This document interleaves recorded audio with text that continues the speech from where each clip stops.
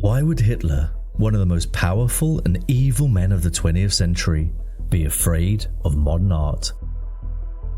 Well, the Nazis said modern art was ugly, insane, and unpatriotic.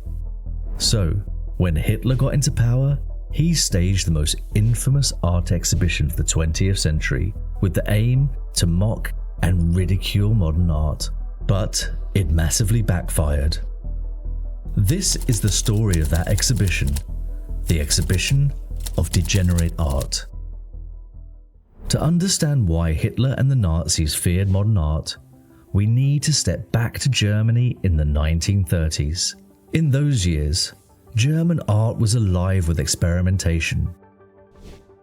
Expressionists like Ernst Ludwig Kirchner and Max Beckmann painted jagged city streets and fractured portraits. Otto Dix unflinchingly showed the broken bones of soldiers shattered by World War I. Paul Klee and Wassily Kandinsky pushed painting into pure abstraction.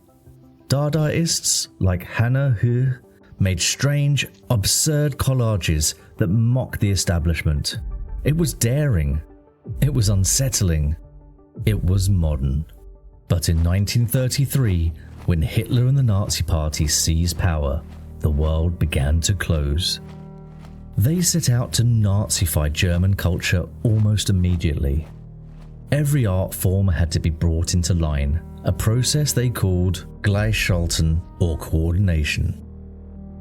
That September, Joseph Goebbels, Hitler's propaganda minister, created the Reich Chamber of Culture. Every artist, musician, writer and filmmaker had to join in order to work legally.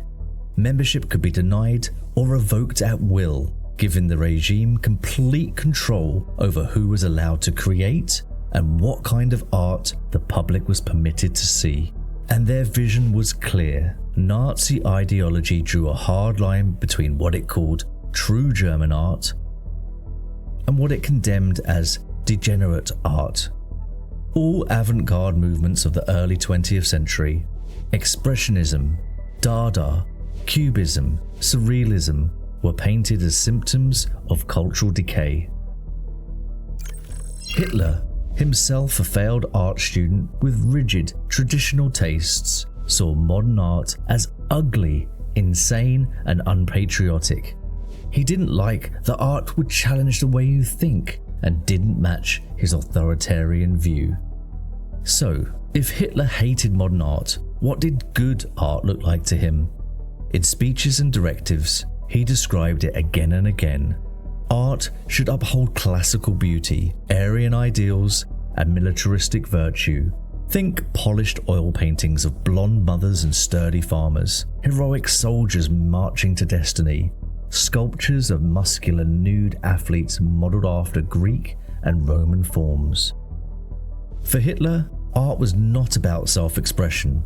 It was propaganda, a tool to glorify the Aryan Volksgemeinschaft, the national community, and the heroic destiny of Germany. By the mid-1930s, thousands of work had been confiscated from German museums. But Hitler wanted more than just to hide them away. He wanted to make an example of them, to humiliate modern art in front of the German people. That's what set the stage for the most infamous art exhibition of the 20th century. If you're enjoying this story of the Degenerate Art Exhibition, you'll love our upcoming video on art versus authoritarianism. Make sure to subscribe and click the bell icon so you don't miss out. July 19th, 1937. A line of people snakes through the Hofgarten arcades, waiting to climb a narrow staircase into a former archaeology museum, the mood expectant. Inside, the Nazis have opened what they call the Degenerate Art Exhibition, Entartete Kunst. If you step into those rooms, it feels nothing like a normal gallery. The space is cramped, the walls are crowded, paintings are jammed together, hung too high or too low, some tilted on purpose. Sculptures are shoved into corners, frames are missing, labels are crooked, and graffiti scrawled across the plaster. Above the works, slogans shout in giant Gothic letters. Madness becomes method, an insult to German womanhood. Nature is seen by sick minds. This isn't an art show, it's a circus. The art isn't being presented, it's being ridiculed, and the targets, some of the most important artists of the 20th century. Here's Ernst Ludwig Kirchner's Streets, Berlin, with its angular neon-coloured figures that seem to lurch out of the canvas. To Hitler, these distorted bodies were proof of corruption. To modernise, they capture the speed and anxiety of a modern city. Nearby hangs Otto Dix's stormtroopers advancing under gas. A line of soldiers, faces swathed in ghostly masks, stumble forward through the poisonous yellow haze. It's nightmarish, men turned into ghouls, stripped of identity, marching towards death. Dix had lived this himself. He served on the front lines of World War I and never forgot the choking stench of gas attacks.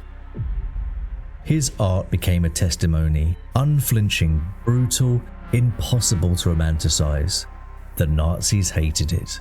To them, these figures weren't a warning. They were an insult to the German soldier. But Dix wasn't mocking. He was holding up a mirror to a generation poisoned by war.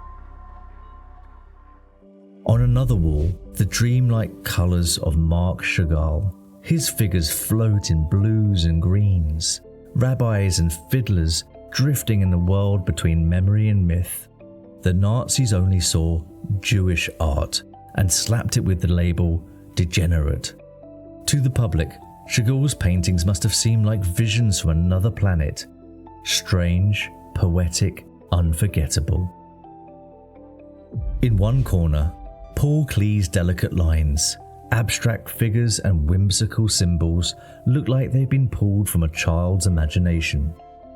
The Nazis dismissed Klee as insane, but his playful marks were experiments in how to capture rhythm and music in paint. And then there was Wassily Kandinsky, pioneer of abstraction. Explosions of colour and shape without any recognisable figures. To the Nazis, this was the height of sickness. A complete rejection of order. But to Kandinsky, these canvases were symphonies. Music translated into colour.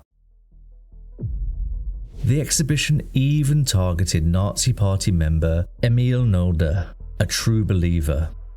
But his fiery expressionist brushwork was too raw, too wild. The regime didn't care about his loyalty. They confiscated over 1,000 of his works as examples of decay. And yet, it massively backfired. While Hitler's official Great German Art Exhibition across town displayed polished Aryan farmers and neoclassical nudes, this show of degenerates became the real attraction. In just 4 months, more than 2 million visitors crammed into its halls, 4 times as many as attended the Nazi-approved art exhibition. Hitler thought he was killing modern art. Instead, he'd created the biggest stage it had ever had. So, why did Hitler fear modern art? He feared it because it was free, because it was unpredictable, because it refused to serve power. Loving these art stories? Click on the video that's on screen now. I think you'll love it. And don't forget, you can find beautiful frame prints in our store, artloveart.com, with a special discount code in the description. Printed locally in the USA, Canada, the UK and more, so no tariffs for our US buyers.